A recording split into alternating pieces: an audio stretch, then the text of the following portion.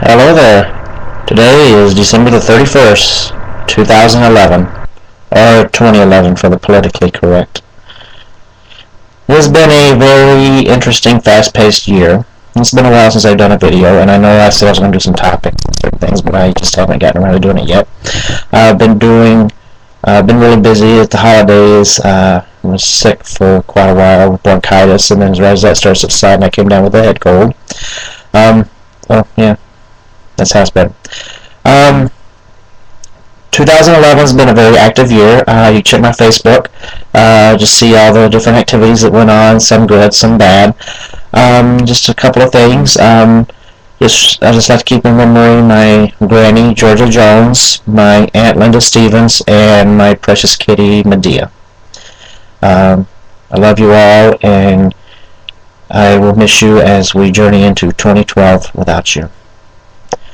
Alright, one of the things that I also want to talk about was the religious upbringing, which is going to be in segments because it takes quite a while to talk about.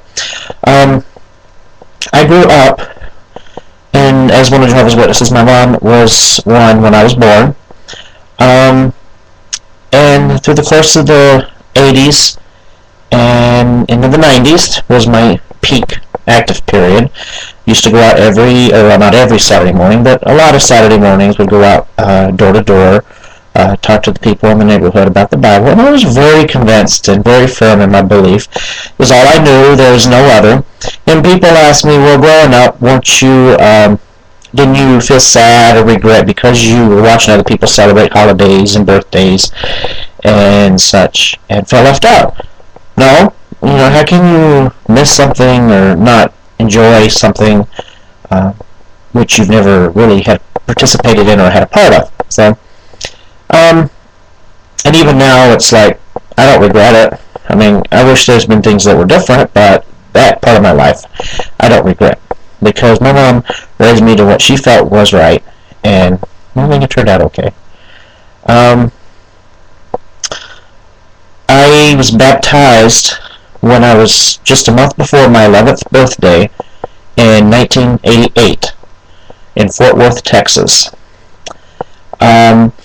Originally, I tried to get baptized in 1987, late 1987, which I was still 10, but I didn't qualify because with Jehovah's Witnesses, you have to go through a series of questions with the local congregation elders in order to qualify for baptism.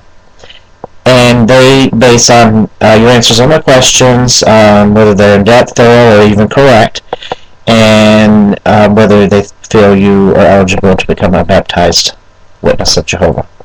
Or, basically, it was up to them to decide whether you qualify to be a Christian or not. But they felt that I needed to wait and try again later. So I tried the following summer and succeeded. After that, I became active within the congregation because once you're baptized, then it opens up a way of opportunities, privileges within the congregation, different activities that only baptized members can do. And I was excited about that, so I got very, very involved within the congregation, and I really enjoyed a lot of activities that I did. And throughout the 2000s, throughout the 1990s, things went well. I attended the once-a-year district conventions, or twice-a-year what they called circuit assemblies, which are smaller gatherings, which usually average around 1,000 to 2,000 people, whereas the district conventions average anywhere from 4,000 to 10,000.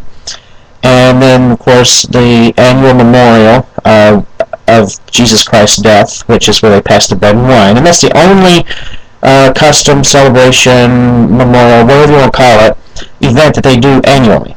They don't recognize any other event such as Christmas, birthdays, Easter, Halloween, any of the national holidays, Thanksgiving, Labor Day, 4th of July, Memorial Day, any of those other days they do not participate in. Due to the fact a lot of their origins are non-Christian, or a lot of it's directly related to nationalism, which they believe in a separation of church and state. But growing up, that was no big deal for me. I enjoyed what I was doing. I love the things that I've done.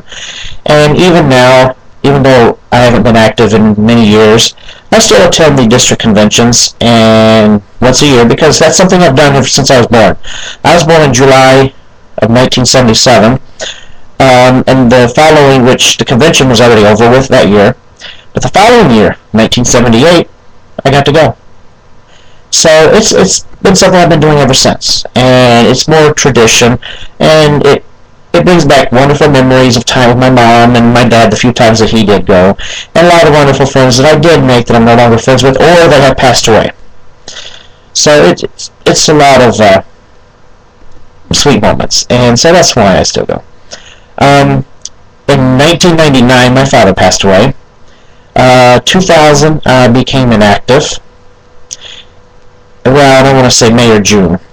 And from that point on, I have just been slowly opening up my mind, and I've learned a lot of things. So that's the first part of my Jehovah's Witness story. The next part will be about what caused me to leave. The main reason, the first original reason that caused me to leave was discouragement. But that's a whole different story, which takes another few minutes, which we're already long time, and we went over 5 minutes of this video, which I try to keep it under. So, alright, well, I hope everyone has a happy and safe 2012, for the politically correct, or 2012, however.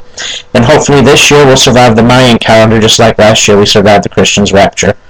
So, anyway, alright, well, everybody have a wonderful year. Bye.